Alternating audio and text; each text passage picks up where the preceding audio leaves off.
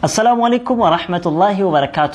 ውድ ወንድምና እህቶች እንግዲህ እቺን ወገናችንን እንደሰማችኋት ነው። ምን እያለች ነው? ከኢየሱስ የበለጠ ጀግና የለም እያለች እየጮኸች ነው። እንግዲህ እየሰበከች ነው። መስበክ እንደማትችል ሁሌ እየተናገርን ነው።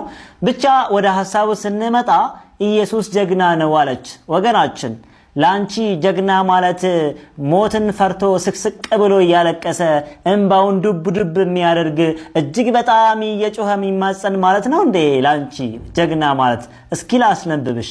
ዕብራውያን ምዕራፍ 5:7 ላይ እርሱም በስጋ ወራት ከሞት ሊያድነው ወደምችል ከብርቱ ጩኸትና ከእንባ ጋር ጸሎትንና ምልጃን አቀረብ ይላል። ኢየሱስ ከሞት ሊያድነው ወደምችል ኢየሱስ ያድናል ብላችኋል የምትሰብኩት፣ ግን ኢየሱስን የሚያድነው ሌላ አዳኝ አካል አለ።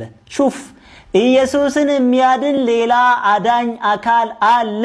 ከምን ጋር ሲባል ከብርቱ ጩኸት፣ በጣም እየጮኸ ጩኸቱን ደግሞ በምን አሳጅቦት? በእንባ ከእንባ ጋር ወደ እግዚአብሔር ጮኸ። እግዚአብሔርም ስለመፍራቱ ተሰማለት። እኔም አላህ ሱብሓነሁ ወተዓላ እንደምፈራ ሁላ ኢየሱስ ክርስቶስም ዛሬ ክርስቲያኖች አምላክ ነው ፈጣሪ ነው ብለው የሚያመልኩት አምላክ አካል ፈጣሪን ይፈራ ነበረ። ሹፍ ያለቅስ ነበረ፣ ይጮህ ነበረ። ምንን ፈርቶ? ሞትን ፈርቶ። ጀግና ማለት ላንጂ እንደ ሴታ ሴት የሚያለቅስ ነው። ጀግና ላንቺ ይሄ ነው። ለኔ ጀግና እንደዚህ አይደለም። ሞትን ፈርቶ አያለቅስም ሰው። ሊሞት ከመጣ ለምን ሊያለቅሳል? አንድ ልጨምርልሽ። በፍርሃትም ሲጣጣር አጽንቶ ይጸልይ ነበረ።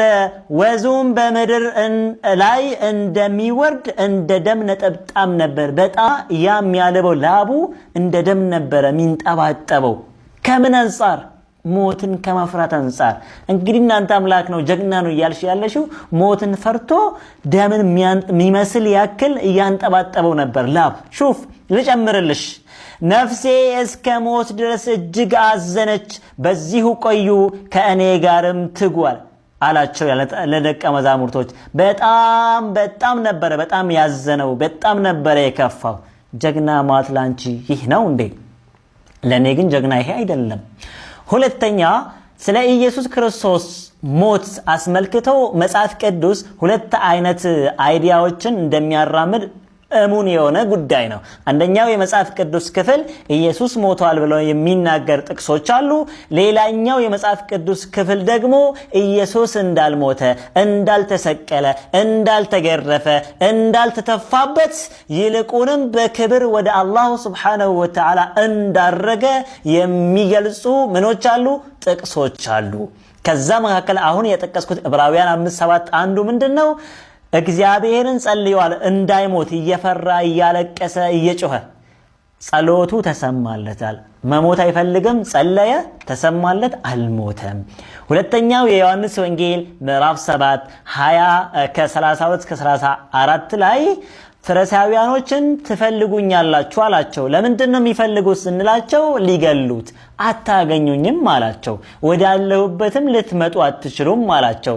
የሚፈልጉት እርሱን ለመግደል ከሆነ እርሱ ወዳለበት መምጣት እንደማይችሉ ከነገራቸው፣ እርሱ ያለበትን ስፍራ እንደማያውቁ ከነገራቸው የት አግኝተው ገደሉት ካላችሁ ኢየሱስ ዋሽቷል።